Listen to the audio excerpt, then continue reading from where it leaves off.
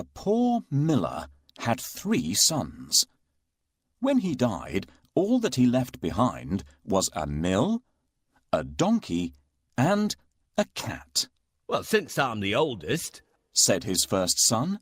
"I'll take the mill." The second son quickly added, "And I'm next. I'll take the donkey." They looked at their younger brother, Marquis. "How lucky you are! You shall have the cat," the brothers said, and laughed out aloud. The poor fellow shook his head as his brothers left. It was not fair at all. "My brothers can make a fine living with a mill and a donkey, but what about me? I'm stuck with Puss," said Marquis, wringing his hands in despair. Puss had been listening. He stretched and yawned loudly.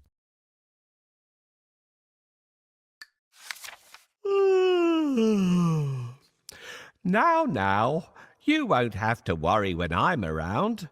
All I need is a bag and a handsome pair of boots, and I'll be able to take care of us both." "Sure you will," thought Marquis.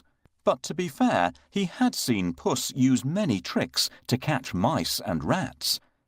If nothing else, they wouldn't go hungry.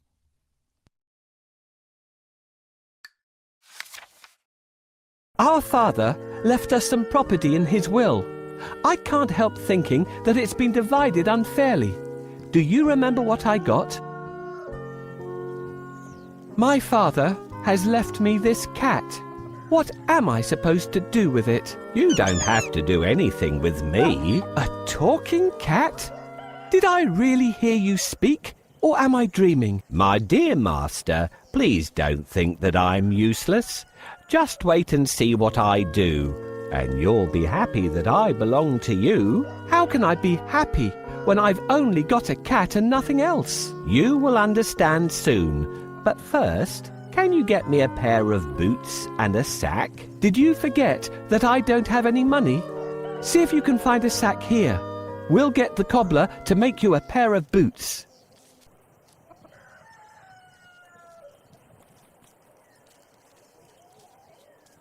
"Thank you. That's exactly what I need. Now that we have the sack, let's go and get a pair of boots from the cobbler." "Found a sack? You're a smart fellow. Come, we'll go and see the cobbler. I'll pay him for the boots later." "Yes, this is the cobbler's workshop.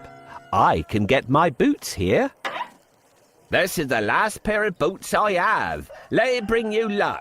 "Thank you. These boots suit me perfectly."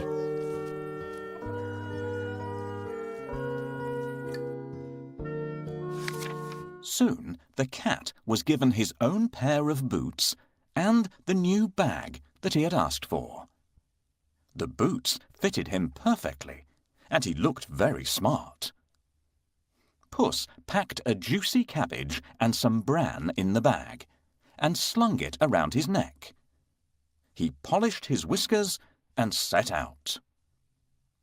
Puss headed straight to a spot where there were plenty of rabbits. He had a great plan in mind. Puss opened the bag wide and hid behind a tree. Soon a rabbit came hopping by. He saw the cabbage and leapt straight into the bag. Whoosh! As quick as the wind, Puss grabbed the bag and tied it closed with a piece of string. With the rabbit in his bag, Puss walked straight over to the king's palace. He bowed low and presented him with the rabbit. "Your Majesty," said Puss in Boots in a royal voice, "this humble gift comes from my master, Lord Marquis of Carabas." This was a fancy name that Puss had chosen for his master. "What a thoughtful gift," said the king, who loved roasted rabbit. The next time, Puss managed to catch a brace of partridges and took them once again to the king. "This is wonderful. Tell your master I'm very pleased," said the king, who loved partridge stew even more. This went on for 2 months. Puss was becoming an expert at catching game, and the king was getting plumper.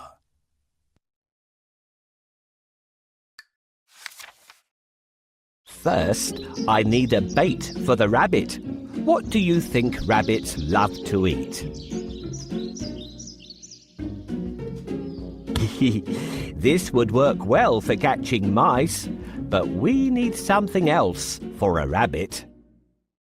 Nope, I don't think the rabbits eat fish. I'll keep it for my lunch. This is exactly what we need. No rabbit can resist the smell of a fresh cabbage. Get ready. When the rabbit comes closer, catch it. Got you. Thanks for your help. I will take this rabbit to the castle and offer it to the king. Puss knew a lot of things. He was such a clever cat. For instance, he knew just when and where the king would be out riding in his carriage with his daughter. I think that the Marquis and I should go out for a walk today, thought Puss one sunny Saturday. Puss took Marquis down to the riverside and spoke to his master. Today could be your lucky day. If things go to plan, you'll make a fortune, said Puss. Clip, clop, cling, clang. Puss heard the sound of a carriage approaching. They both looked into the distance. It was the king's carriage. What should I do? Marquis asked, ready to obey. He had grown happier with the food Puss brought in every day. Go and bathe in the river. I'll take care of everything else, said Puss.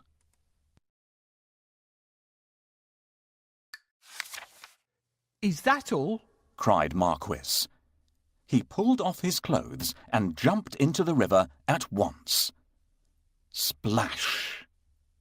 Quickly, Puss hid his master's clothes behind a rock. Help! My master is drowning! Somebody save him! Puss wailed. He was trembling from head to foot. The king recognized Puss at once. He remembered all the lovely meals he had enjoyed thanks to the cat.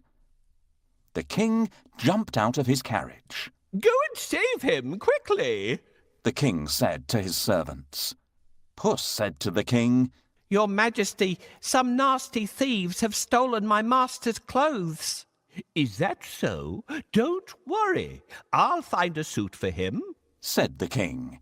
He ordered one of his servants to fetch some fine clothes. Soon Marquis was pulled out of the water, and the king's servant handed over a handsome suit for him to wear. As soon as Marquis put on those clothes, he looked just like a prince. He stood tall and handsome, and smiled shyly at the princess. Surprise, surprise, the princess fell head over heels in love with Marquis. Master, I have a great idea. All you need to do is go and bathe in the river. I will take care of the rest. Well, all right. That's easy. While he's bathing, I need to hide his clothes. Can you think of a good place to hide them? The nest. But it's too small. I don't think we could hide the clothes there.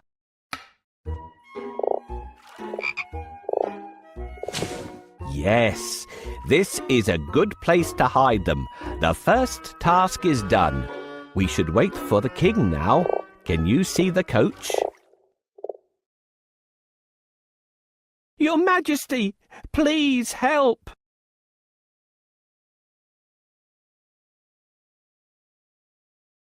Your Majesty, please help!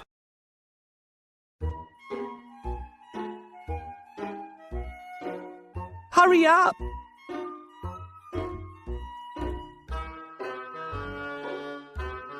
My master is...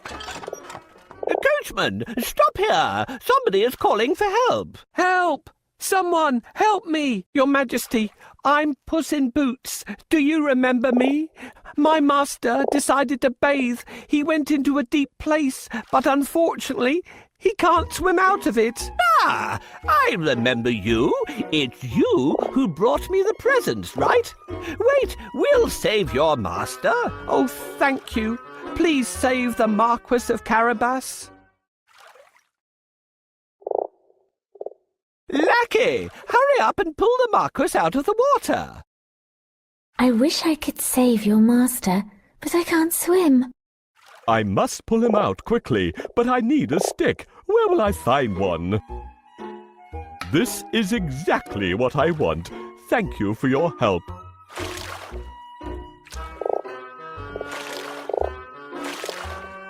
Here you are, dear Marquis of Carabas, safe on land again. Your Majesty, while my master was swimming, his wonderful suit has been stolen.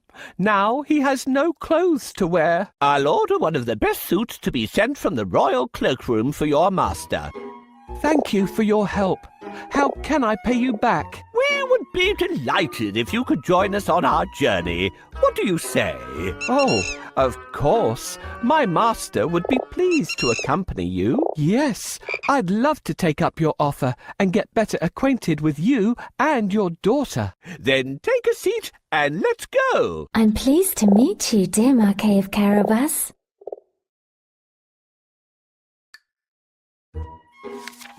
Puss grinned. Things were going just as he had planned. But he had more work to do. If you will excuse me, I'll go and make suitable arrangements to receive our king at the castle. Puss said. Marquis was puzzled because he didn't live in a castle. But he kept quiet. Puss ran ahead and met some men mowing the fields. My good fellows, stop your work and listen. The king is coming this way, and you are all in grave trouble. The only way to save yourselves is to say that these fields belong to the Lord Marquis of Carabas. Puss announced. The mowers looked at Puss in surprise. They were scared. This Lord Marquis must be very powerful, they thought. They agreed to do exactly what the cat said, to save themselves. Puss went ahead and saw some men and women reaping grain in a field. My good fellows, you can reap later, but listen to me now. The king is coming this way, and he'll make mincemeat of you unless you say that these fields belong to the Lord Marquis of Carabas, Puss announced.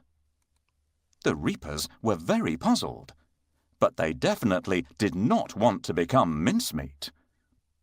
They promised to tell the king that the fields belonged to nobody but Lord Marquis of Carabas. Puss went ahead and warned everybody to tell the king that the land belonged to Lord Marquis. The people thought that it wouldn't be right to mess with Lord Marquis. They decided to do exactly what the cat asked. But Puss had still more work to do. Huff, puff. He ran all the way until he reached a huge castle. Can you guess whose castle it was? Yes. The castle and all the lands belonged to a fierce and powerful ogre. But Puss was not scared of the ogre. He knocked at the castle door. Blim, blam. 2 guards opened the door. I'd like to pay my respects to your mighty master, said Puss. The guards knew that the ogre loved anybody who admired him.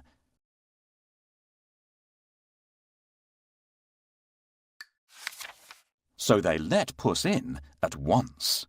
Puss bowed low to the ogre. I have heard much about your great powers. Is it really true that you can transform yourself into any animal you wish? asked Puss. Even a lion? Watch me, Said the ogre. Right before Puss's eyes, he transformed himself into a mighty lion. He roared so fiercely that Puss sprang up the curtains in fright. The ogre laughed loudly. That's amazing! Said Puss. But I bet you can't turn yourself into a small creature.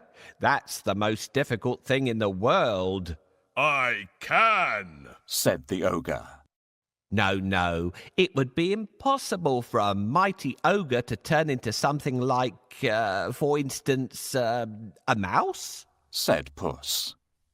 Oh, really? Asked the ogre, snapping his fingers. Boom!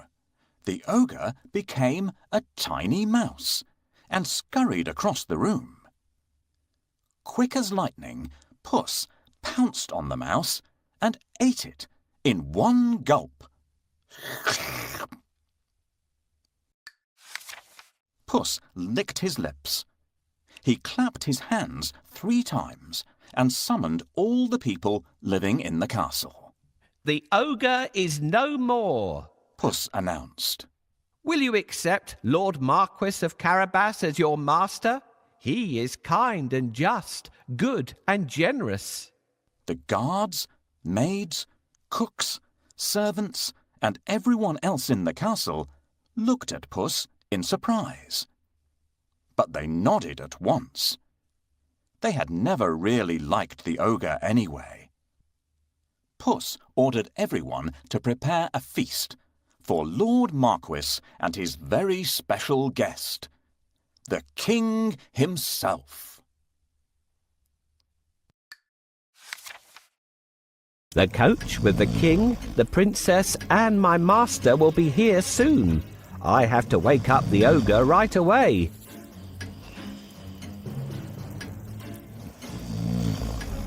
It looks like this noise isn't enough to wake him up. The ogre still sleeps soundly and has terrible ogre dreams. I don't think we would wake him up this way. Let's try something else.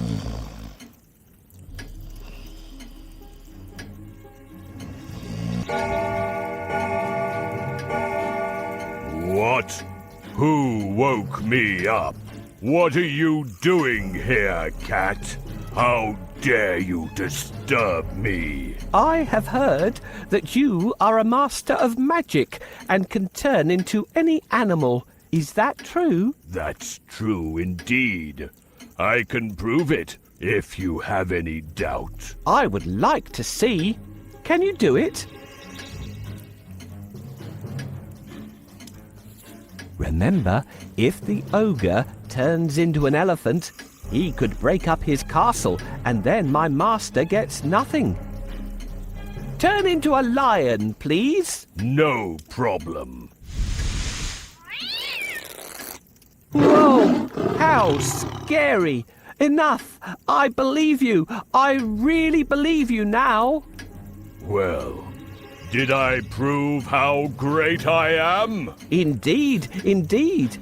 But if I ask you to turn into a tiny mouse, I bet you'll not be able to do it. That's so easy. Watch me. Help me catch this mouse before it turns into an ogre again.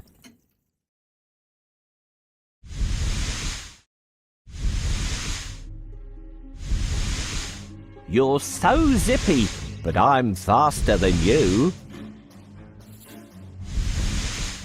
You can't hide from me. Here I come. I'll catch you.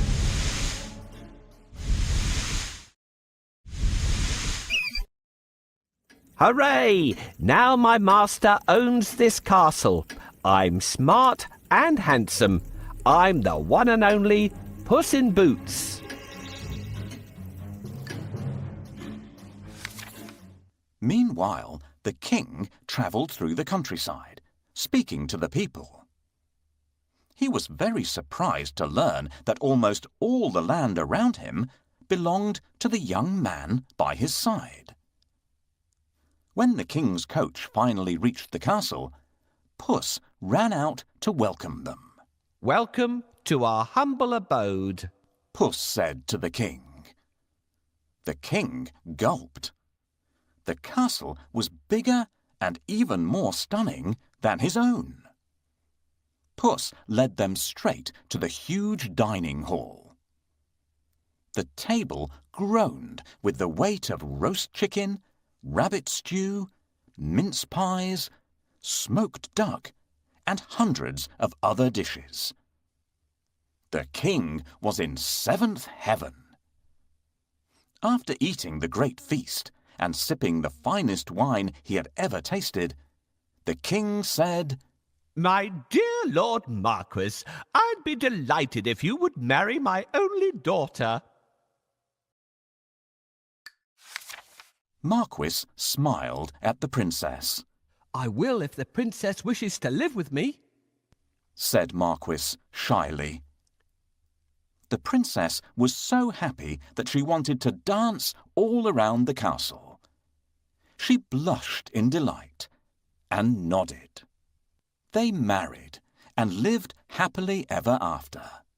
And so did Puss, because loyal Marquis made him a lord of the castle. Puss enjoyed great feasts every day and did not go after rats or mice any more, except now and then, when he wanted some fun.